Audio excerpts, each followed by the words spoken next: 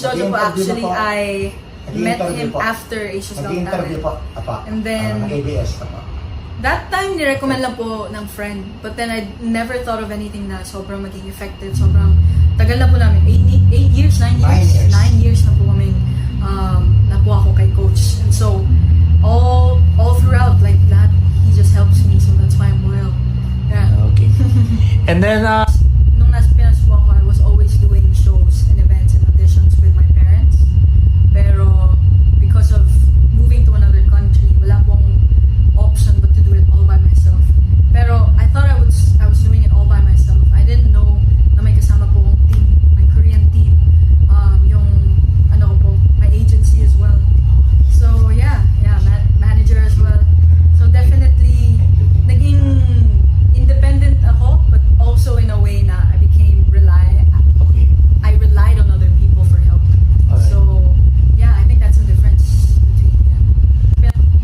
Definitely more mature, I can say. Definitely more mature. Sobrang daming aspects na nakikita. Like, for example, business aspect. You can also see a producer aspect. Kumbaga, hindi lang pala kanta. Hindi lang pala story ko. Pero story din ng iba't ibang tao. So, yeah, that inspired me to become more mature in what I do. Not just in singing, but just in life in general. okay. Aspiration. Siyempre, I'd like to be known across the world. Pero I think one thing that I want to do is, kahit hindi man nila ako matandaan or kahit hindi man po nila matandaan name ko, I hope they remember how the song that I wrote or the song that I sang made them feel. So, yun lang. Okay.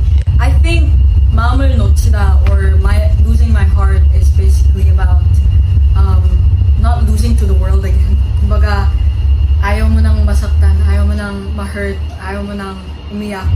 And so you try to hide it and try to move on. You try to move on kasi the world doesn't stop for you. And so it's a positive and negative perspective for the audience. Kumbaga, for me, I think it's a positive thing kasi you can hide it, but in a way, you can process your feelings while the world moves on. So, I think that's a very important message of the song.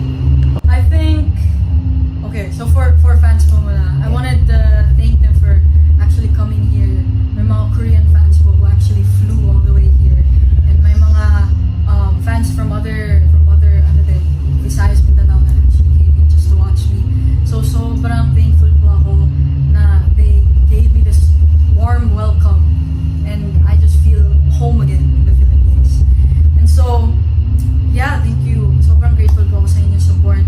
Second, sa mga aspiring singers like me, I wanna say na I think it's the small things that matter.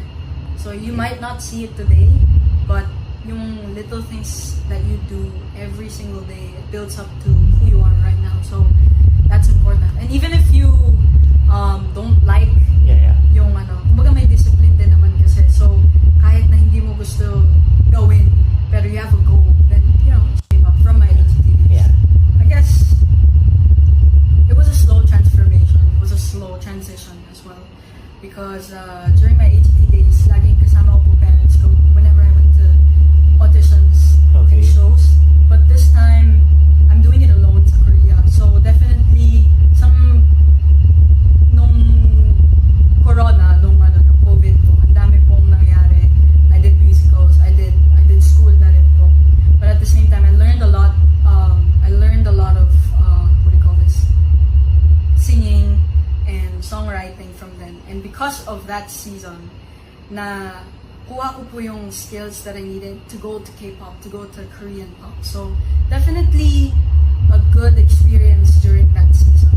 So yeah, that's how I transitioned. So what did you find in K-pop that made you parang ka nahiyang dun sa K-pop? Nung COVID po, actually, I watched a lot of K-dramas. And hindi lang po K-drama yung nagustuhan ko, but definitely the songs, the OSTs. So, ang pinakaunang napanood ko is My Strong Girl Do Bong Soon. And one of my favorite there is the OST You're My Garden by Tong Eun-ji.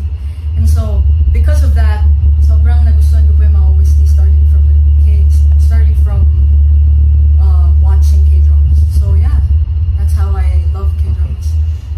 basically lahat po ng kanta na kinanta ko sa Sing Again, I manifested it.